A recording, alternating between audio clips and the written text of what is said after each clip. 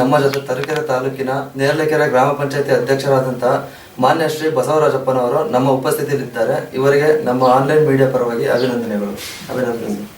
Sir, ತಾವು ಯಾವಾಗ ಮತ್ತು ರಾಜಕೀಯ ಕ್ಷೇತ್ರಕ್ಕೆ ಯಾವಾಗ ಹೇಗೆ ಪ್ರವೇಶ ಮಾಡಿದ್ರಿ ಸರ್? ನಾವು ಈಗ ಸುಮಾರು 20-25 ವರ್ಷದ ಹಿಂದೆ ಗ್ರಾಮ ಪಂಚಾಯತಿ ಸದಸ್ಯರಾಗಿ ಮೊದಲನೇ ಗ್ರಾಮ ಪಂಚಾಯತಿ ಸದಸ್ಯರಾಗಿ ಈ ರಾಜಕೀಯ ಜೀವನ ಪ್ರಾರಂಭ ಮಾಡಿ ಅವರ ಇದರಲ್ಲಿ ಗ್ರಾಮ ಪಂಚಾಯತಿಯಲ್ಲಿ ಗೆದ್ದುಬಿಟ್ಟು ಇಲ್ಲಿ ಗ್ರಾಮದ ಕೆಲಸಗಳು ಮಾಡಬೇಕು ಅನ್ನೋ ಒಂದು ಉದ್ದೇಶ ಇಟ್ಕೊಂಡು ಅವಾಗ ಪಂಚಾಯತಿ ಆ ಟೈಮಲ್ಲೇ ನಾನು ಪಂಚಾಯತಿ ಅಧ್ಯಕ್ಷರಾಗಬೇಕಾಯಿತು.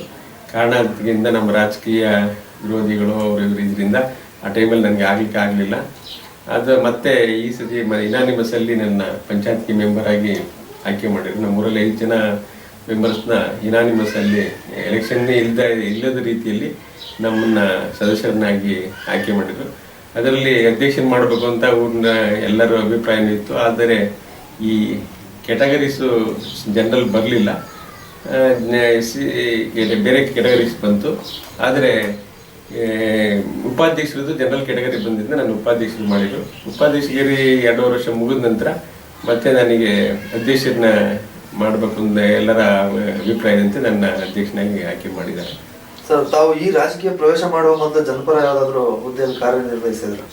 ನಾವು ಮುಂಚೆ ರಾಜಕೀಯ ಜನಗಳ ಸಂಪರ್ಕ ಇಟ್ಕೊಂಡು ಜನಗಳ ಉತ್ತಮವಾದ ಸಂಬಂಧಗಳನ್ನ ಇಟ್ಕೊಂಡು ಅವರಿಗೆ ಆದಷ್ಟು ತಮ್ಮ ಕೈಯಲ್ಲಾದ ಕೆಲಸ ಕಾರ್ಯಗಳು ಮಾಡಿಕೊಡೋದು, ಮತ್ತು ಅವರಿಗೆ ಆರ್ಥಿಕವಾಗಿ ಕೆಲವರಿಗೆ ಹಣಕಾಸಿನ ಸಹಾಯಗಳನ್ನು ಮಾಡ್ಕೊಂತ ಅವ್ರನ್ನ ಉತ್ತಮವಾದ ಸ್ಥಿತಿ ತರಲಿಕ್ಕೆ ನಮ್ಮ ಕೈಲಾದ ಸಹಾಯನ ಮಾಡ್ಕೊಂತ ಅವ್ರ ಜನಗಳ ಸಂಪರ್ಕದಲ್ಲಿ ಇದ್ವಿ.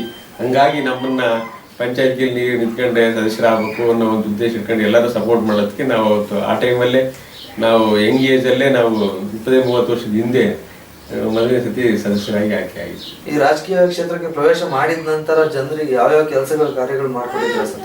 ನಾವು ರಾಜಕೀಯ ಪ್ರವೇಶ ಮಾಡಿದ ಮೇಲೆ ನಾನು ಮೊದಲನೇದಾಗಿ ಈ ಜಿಲ್ಲಾ ಪಂಚಾಯತಿ ನನ್ನ ಸದಸ್ಯ ನಿಂತ್ಕೋಬೇಕು ಅಂತ ಇಂಡಿಪೆಂಡೆಂಟ್ ಆಗಿ ಪಕ್ಷೇತರವಾಗಿ ನಾನು ಜಿಲ್ಲಾ ಪಂಚಾಯತಿ ಸ್ಪರ್ಧೆ ಮಾಡಿದೆ. ಆ ಟೈಮಲ್ಲೂ ನನಗೆ ಗೆದಿಲಿಕ್ಕೆ ಆಗಲಿಲ್ಲ. 1,500 ಪಕ್ಷ ಇರಲಿಲ್ಲ ನನಗೆ. ಬರೀ ಇಂಡಿಪೆಂಡೆಂಟ್ ಆಗಿರೋದ್ರಿಂದ 1,400 ಚಿಲ್ಲರೆ ಲೀಡಲ್ಲಿ ನಾನು ಸೋತ್ಬಿಟ್ಟೆ.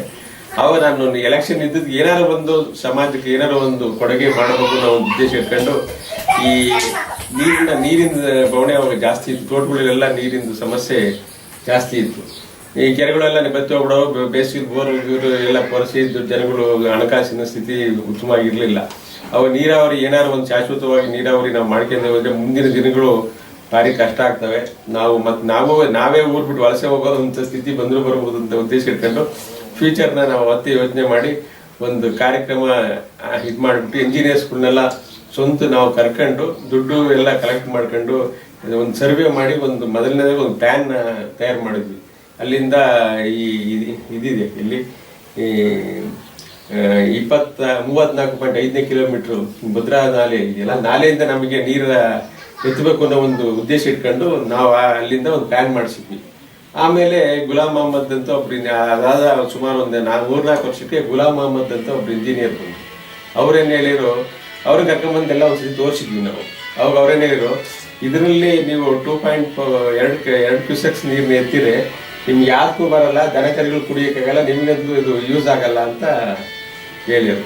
ತಕ್ಷಣ ಏನು ಮಾಡಿದ್ರು, ಯಾವಾಗ ಏನು ಮಾಡ್ಬೇಕು ಸಹ ಇದನ್ನ ಏನಾದ್ರು ಮಾಡಿ ಸಕ್ಸಸ್ ಮಾಡಬೇಕು, ಏನು ಮಾಡೋದು ಅಂತ ನಾವು ಅವ್ರನ್ನ ಇದು ಮಾಡಿದಾಗ ಅವರು ಭದ್ರಾ ನದಿ ಹರಿಯುತ್ತೆ ಭದ್ರಾವತಿ ಸಮೀಪ ಶುಗರ್ ಫ್ಯಾಕ್ಟ್ರಿ ಹತ್ರ, ಅಲ್ಲಿ ಕರ್ಕೊಂಡೋಗಿ ತೋರಿಸಿದಾಗ ಅವರು ಈ ಜಾಗದಿಂದ ನೀವು ನೀರನ್ನ ಎತ್ತಿದ್ರೆ ನಿಮಗೆ ಸಫಿಷಿಯೆಂಟ್ ಆಗಿ ನೀರನ್ನ ಉಪಯೋಗಿಸಬಹುದು, ನೀವು ಕೆರೆ ಕಟ್ಟೆಗಳಿಗೆಲ್ಲ ನೀರು ಮಾಡ್ಕೋಬಹುದು, ನೀವು ಸರ್ಕಾರದಿಂದ ಅನುಮತಿ ಕೊಡಿಸ್ರಿ, ನಾನು 1 ವರ್ಷದಲ್ಲಿ ಮಾಡ್ಕೊಡ್ತೀನಿ ಬೇಕಾದ್ರೆ ಈ ಪ್ರಾಜೆಕ್ಟ್ ಅಂತ ಇದು ಮಾಡಿದ್ರು. ಆಮೇಲೆ ನಾವು ಆ ಪ್ಲಾನ್ ಎಲ್ಲ ದುಡ್ಡು ಹಾಕೊಂಡ್ಬಿಟ್ಟು ಅದೊಂದು ಎಸ್ಟಿಮೇಟ್ ರೆಡಿ ಮಾಡಿಸ್ಕೊಂಡ್ವಿ. ಆಮೇಲೆ ಆದ್ರೂ 104 ಕೋಟಿನ 105 ಕೋಟಿ ರೂಪಾಯಿನ ಪ್ರಾಜೆಕ್ಟು. ಇದು ಸಿಗಲ್ಲ, ಒಂದು ಪರ್ಮಿಷನ್ ಇದ್ಬೇಕಲ್ಲ, ಒಂದು ಇದೇನು ಹೇಳ್ತಾರೆ ಅದಕ್ಕೆ, ಆ ಥರ ಒಂದು ಇದಕ್ಕೆ ಆಗಲ್ಲ ಮಾಡ್ಲಿಕ್ಕೆ, ಇದು ಫ್ಯೂಸಿಬಿಲಿಟಿ ಸಿಗಲ್ಲ ಅಂತ. ಫ್ಯೂಸಿಬಿಲಿಟಿ ಬೇಕು, ಏನೇ ಒಂದು ಇದು ಮಾಡ್ಬೇಕಾದ್ರೆ ಅದು ಫ್ಯೂಸಿಬಿಲಿಟೀಸ್ ಹೈವೇ ಲೆಕ್ಕಾಚಾರದ ಪ್ರಕಾರ ಆಗೋದ ಫ್ಯೂಸಿಬಿಲಿಟಿ ಸಿಗಲ್ಲ ಅಂತ ಇದು ಮಾಡಿದ್ರು. ಆಮೇಲೆ ಈ ಇದ್ರಲ್ಲ ಯಾರು ಆ ಕಡೆ ಇದು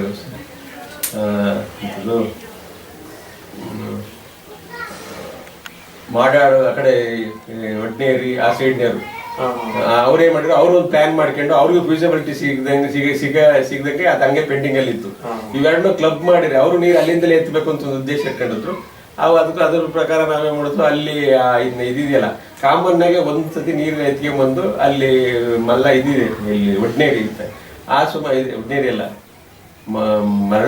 ಮಲ್ಲಾರು ಅಂತ ಏನಂತಾರ ಜಾಗನ, ಆ ಜಾಗದಲ್ಲಿ ಒಂದು ದೊಡ್ಡ ಇದ್ ಮಾಡ್ಬಿಟ್ರು. ಅಲ್ಲಿಗೆ ಕೆಲವು ಕಾಮನ್ ಪೈಪ್ ಲೈನ್ ಮಾಡಿ ಅಲ್ಲಿ ಡಂಪ್ ಮಾಡಿ ಅಲ್ಲಿಂದ ನಾವು ನಮ್ಮ ಕೆರೆಗೆ ಇಟ್ಕೊಳ್ಳೋದು, ಅವ್ರು ಅಲ್ಲಿಂದ ಕೆರೆಗೆ ಅವಾಗ ಎರಡಕ್ಕೂ ವಿಸಿಬಿಲಿಟಿ ಸಿಕ್ಕಿತ್ತು. ಹಂಗಾಗಿ ಆ ಕಾರ್ಯಕ್ರಮ ಸಕ್ಸಸ್ ಆಗಿ ಸುಮಾರು 10-15 ವರ್ಷ ಹೋರಾಟ ಮಾಡಿ ಆ ಕಾರ್ಯಕ್ರಮ ಅದು ಒಂದು ಪ್ರೋಗ್ರಾಮ್ ಇದಾಯ್ತು. ಹಣಕಾಸಿಂದು ಎಲ್ಲ ವ್ಯವಸ್ಥೆನೂ ಇದಾಯ್ತು. ಈಗ 2 ವರ್ಷದಿಂದ ನೀರನ್ನ ನಾವು ಉಪಯೋಗಿಸಿದ್ವಿ. ಇವತ್ತು ಕೆರೆ ಕಟ್ಟಿದ್ದು ತುಂಬಿದ್ದಾರೆ. ಈ ರಾಜಕೀಯ ಕ್ಷೇತ್ರಕ್ಕೆ ಪ್ರವೇಶ ಮಾಡೋದು ಆದರ್ಶ ವ್ಯಕ್ತಿ ಅನ್ಸುತ್ತೆ. ಇದು ಆ ವ್ಯಕ್ತಿಯಿಂದ ಈಗಿನ ರಾಜಕೀಯ ವ್ಯವಸ್ಥೆ ನೋಡಿ ನಾವು ಅವಾಗ ಮಾಲಿಂಗಪ್ಪ ಅಂತ ಜಿಲ್ಲಾ ಪಂಚಾಯತ್ ಇಟ್ಕೊಂಡು ಸೋತಿದ್ರು. ಅವರು ನಮ್ಮನ್ನ ಪ್ರೆಸರ್ ಮಾಡಿ ರಾಜಕೀಯಕ್ಕೆ ನೀವು ನಿಲ್ರಿ, ನೀವೇ ನಿಂತಾರಲ್ಲ, ನೀವೆಲ್ಲ ಇದು ಮಾಡ್ಬೇಕು ಅಂತ ಹೇಳಿ ನಮ್ಮನ್ನ ಮೆಂಬರ್ ಎಲೆಕ್ಷನ್ ಪಂಚಾಯತಿಗೆ ಅವರೇ ಪ್ರೆಸರ್ ಮಾಡಿ ಬೊಮ್ಮನಹಳ್ಳಿ ಮಾಲಿಂಗಪ್ಪ ಅನ್ನೋರು ಅವಾಗ ಇಲ್ಲಿ ಅವ್ರು ಭಾರಿ ಪಾಪ್ಯುಲರ್ ಪರ್ಸನ್, ಅವರು ನಮ್ಮನ್ನ ಪಂಚಾಯತಿಗೆ ನಿಲ್ಲಿಸಿ ಇದು ಮಾಡಿದ್ರು. ಆ ಟೈಮಲ್ಲಿ ಗೆದ್ದು ಮೆಂಬರ್ ಆಗಿದ್ವಿ. ಇಷ್ಟೆಲ್ಲ ಕಾರ್ಯ ಕೆಲಸಗಳು ತಾವು ಜನರಿಗಾಗಿ ಮಾಡಿದೀನಿ ಅಂತ ಹೇಳಿದಿರಾ. ಇವುಗಳಲ್ಲಿ ಬಹಳ ಮುಖ್ಯವಾಗಿ ಜನ ನೆನಪಿನಲ್ಲಿ ಇಟ್ಟುಕೊಳ್ಳಬಹುದಾದ ಒಂದು ಕೆಲಸದ ಬಗ್ಗೆ ಲಿಫ್ಟ್ ಇರಿಗೇಷನ್ ಇದೆಯಲ್ಲ, ಅದೇ ಮೇನ್. ಯಾರು ಕೇಳಿರೋ ಅದು ನಮಗೆ ನೆನಪಿಗೆ ಉಳಿಯೋದು. ಪರ್ಸನಲಿನೂ ಅನುಕೂಲ ಆಗಿದೆ, ಯಾಕಂದ್ರೆ ನಮ್ಮವು ತೋಟಗಳಿದ್ದಾವೆ, ನಮಗೂ ಅನುಕೂಲ ಆಗಿದೆ. ಜನಗಳು ನೆನೆಸ್ಕೊಂತಾರೆ, ಇಂಥ ಕೆಲಸ ಎಲ್ಲ ಮಾಡಿರಪ್ಪ ಇವರು ಎಲ್ಲ ಹೋರಾಟ ಮಾಡಿ ಇದು ಮಾಡಿದ್ರು ಅಂತ ಇವತ್ತು ನೆನೆಸ್ಕೊಂತಾರೆ.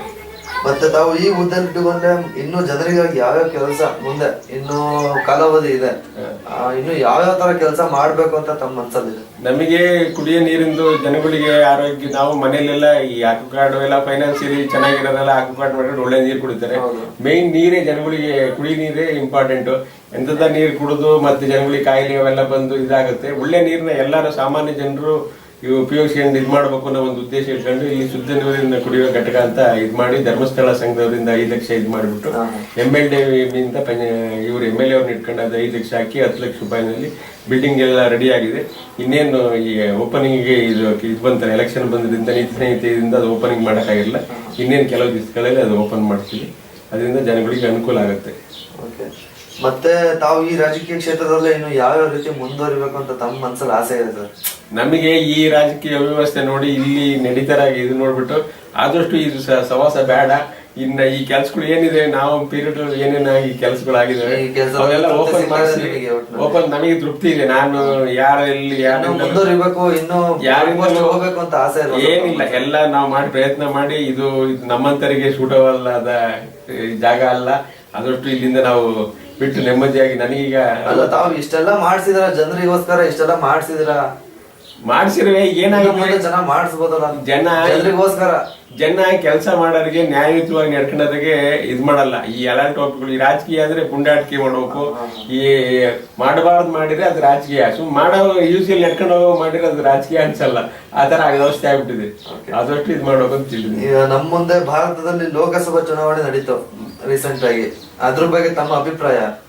ಈ ಲೋಕಸಭೆ ಎಲೆಕ್ಷನ್ ಅಲ್ಲಿ ಇಲ್ಲಿ ಹೋದ್ಸತಿ ನಾವೆಲ್ಲ ಜಯಪ್ರಕಾಶ್ ಹೆಗಡೆ ಅಂತ ಆದರ್ಶ ವ್ಯಕ್ತಿ ಅಂತ ಹೇಳ್ಬೇಕು. ಅವರು ಆದಷ್ಟು ಜನಗಳು ಸಂಪರ್ಕ ಇಟ್ಕೊಂಡು ಇವನ್ ಒಂದು ಫೋನ್ ಕಾಲ್ ಹಾಕಿ ಮಾಡಂತ ವ್ಯಕ್ತಿ ಅವರು. ಈ ಜನ ಏನಾಗಿದೆ, ಎಲ್ಲ ಜಾತಿ ಎಲ್ಲ ನಾವು ಆಕ್ಚುಲಿ ಲಿಂಗಾಯತ್ರು, ಏನಾಗಿದೆ ಎಲ್ಲ ಬಿಜೆಪಿ. ಅವ್ನು ಕೆಲಸ ಮಾಡಿದ್ದೇನೆ ಬಿಡ್ತಾನೆ ಅದಿಲ್ಲ, ನೀಡಿರಪ್ಪ ಬಂದೇನೆ ನಾನು ಬಿಜೆಪಿ. ಇನ್ನೊಬ್ಬ ಗೌಡ್ರು ಅವರೆಲ್ಲ ದೇವೇಗೌಡರು ಮಾಡಿ, ಈ ಗುರುಬ್ರು ಎಲ್ಲ ಸಿದ್ದರಾಮಯ್ಯನೇ. ಈ ತರ ವ್ಯವಸ್ಥೆ ಇದ್ದಾಗ ಯಾರ ಕೆಲಸನ ಯಾರು ಗುರ್ಸಲ್ಲ. ಎಲ್ಲ ಜಾತಿ ವ್ಯವಸ್ಥೆ ಇಟ್ಕೊಂಡ್ರೆ ಜಾತಿ ಬಿಡ ನಮ್ಮನ್ ಬಿಡಯ. ಈ ಔಷಧಿ ನಾವು ಆಕ್ಚುಲಿ ಇಷ್ಟೆಲ್ಲ ಕೆಲಸ ಮಾಡಿ ಜಿಲ್ಲಾ ಪರಿಷತ್ ನಿಂತ್ಕೊಂಡಾಗ ಏನು ಮಾಡ್ತಾರೆ, ಯಾಕಷ್ಟಿತ್ತು ಪಾರ್ಟಿ ಅವನು ಬಿಜೆಪಿ ನಿಂತ್ಕೊಂಡ, ನಾನು ಕಾಂಗ್ರೆಸ್ ಅಲ್ಲಿ ನಿಂತ್ಕೊಂಡು ನಮ್ಮನ್ನು ಸೋಲ್ಸಿರು. ಇಷ್ಟೆಲ್ಲ ಕೆಲಸ ಮಾಡಿದ ಅವನಿಗೆ ಒಂದು ಇದು ಗೊತ್ತಿಲ್ಲ ಅಂತ ವ್ಯಕ್ತಿನ ಗೆಲ್ಸಿರು. ನಾವು ನೀರಾವರಿ ಹೋರಾಟ ಮಾಡಿ ಎಲ್ಲ ಕೆಲಸ ಮಾಡಿದ್ರೆ ನಮ್ಮನ್ನ ಸೋಲ್ಸಿ. ಹಂಗಾಗಿ ಈ ವ್ಯವಸ್ಥೆ ನಮ್ಮಂತರಿಗೆ ಸೂಟಬಲ್ಲ. ಈ ದುಡ್ಡುಗಳಿಗೆ, ಆಫೀಸರಿಗೆ ಇಂಥರಿಗೆ ಸೂಟಬಲ್ಲ ಸ್ಥಳವತ್ತು ನಾವು ಇರಬಾರ್ದು ಜೀವನ ನೋಡಿದ್ವಿ. ಸಹವಾಸನೆ ಬೇಡ. ನಮ್ಮ ಮೀಡಿಯಾ ಮುಖಾಂತರ ಈಗಿನ ಯುವ ಜನತೆಗೆ ಏನು ಹೇಳಲಿಕ್ಕೆ ಇಷ್ಟಪಡ್ತೀರಾ ಸರ್? ಏನಾಗಿದೆ ಅಂದ್ರೆ ಈ ಜನಗಳಿಗೆ ಸತ್ಯನ ಅದೇನಾರ ಆಗಿರ್ಲಿ ಅವ್ರು ಎಷ್ಟೇ ಪ್ರಭಾವಗಳಾಗಿ ನ್ಯಾಯಯುತವಾಗಿ ಏನ್ ನಡ್ಕೋಬೇಕು, ಏನೇ ಕಷ್ಟ ಬಂದ್ರು ಅದು ನ್ಯಾಯಯುತ ನಡ್ಕೊಂಡು ಫೇಸ್ ಮಾಡಿ ಅದನ್ನ ಇದ್ ಮಾಡ್ಬೇಕು. ಹಂಗಾರ ಸಹಿ ಜನಗಳಲ್ಲಿ ದೇಶಾಭಿಮಾನ ಅನ್ನೋದು ಮೊದಲೇ ಬೆಳಿಬೇಕು. ಏನಾಗಿದೆ ಎಲ್ಲ ಒಂಥರ ಪುಕ್ಷಟೆ ಈ ಫ್ರೀ ಇದು ಬೆಲಿದಂಗೆ ಆಗೋಗ್ಬಿಟ್ಟಿದೆ. ಈ ಎಜುಕೇಶನ್ ಇದ್ರಲ್ಲಿ ನೋಡ್ರಿ ಎಲ್ಲ ಮಕ್ಕಳುಗಳನ್ನೆಲ್ಲ ತಗೊಂಡೋಗ್ತಾರೆ, ಸರ್ಕಾರಿ ಶಾಲೆ ಕೋಟಿಗಟ್ಟಲೆ ಖರ್ಚು ಮಾಡಿ ಸರ್ಕಾರಿ ಶಾಲೆಗಳನ್ನ ಮಾಡ್ತಾರೆ. ಇಲ್ಲಿ ಯಾವನ ರಾಜಕೀಯ ಯಾರು MLA ಇನ್ನೊಬ್ಬನ ಯಾವನ ಇಟ್ಕೊಂಡು ಒಂದು ಶಾಲೆ ಮಾಡ್ತಾನೆ, ಅವನು 5,000 10,000 ಡೊನೇಷನ್ ಕಟ್ಕೊಂಡು ಅವ್ರನ್ನ ಶಾಲೆಗಳು ನಡೀತವೆ. ನಮ್ಮ ಸರ್ಕಾರಿ ಶಾಲೆಗಳು ಫ್ರೀಯಾಗಿ ಬಟ್ಟೆ ಕೊಡ್ತಾರೆ, ಊಟ ಕೊಡ್ತಾರೆ, ಎಜುಕೇಶನ್ ಎಲ್ಲ ಫ್ರೀ ವ್ಯವಸ್ಥೆ ಮಾಡ್ತಾರೆ. ಅಲ್ಲಿ ಹೋದಾಗ ಹುಡುಗರು ಜನಗಳು ಸ್ವಲ್ಪ ಬದಲಾವಣೆ ಮಾಡ್ಕೋಬೇಕ ಹೊರತು ಇದು ರಾಜಕೀಯದವ್ರು ಅವ್ರು ಮಾಡೋದ ಕೆಲಸ ಮಾಡ್ತಾರೆ. ಅವ್ರು ಏನ್ ಮಾಡ್ಬೇಕು, ಅವ್ರ ಕಾರ್ಯಕ್ರಮ ಅವ್ರ ದುಡ್ಡು ಹೊಡೆಯೋ ಕಾರ್ಯಕ್ರಮ ಅಂತ ಮಾಡ್ತಾರೆ. ಇಂಥ ಸರ್ಕಾರಿ ಸವಲತ್ತುಗಳನ್ನ ಉಪಯೋಗಿಸ್ಕೊಂಡು ಚೆನ್ನಾಗಿ ಇದು ಮಾಡ್ಬೇಕು ಅನ್ನೋದು ನನ್ನ ಉದ್ದೇಶ. ಈ ಸಂದರ್ಶನದಲ್ಲಿ ನಮ್ಮ ಜೊತೆ ತರೀಕೆರೆ ತಾಲೂಕಿನ ನೇರ್ಲೆಕೆರೆ ಗ್ರಾಮದ ಗ್ರಾಮ ಪಂಚಾಯತಿ ಅಧ್ಯಕ್ಷರಾದಂತಹ ಮಾನ್ಯ ಶ್ರೀ ಬಸವರಾಜಪ್ಪನವರು ನಮ್ಮ ಉಪಸ್ಥಿತಿಯಲ್ಲಿದ್ದಾರೆ. ಇವರಿಗೆ ನಮ್ಮ ಆನ್ಲೈನ್ ಮೀಡಿಯಾ ವತಿಯಿಂದ ಧನ್ಯವಾದಗಳು ಸರ್.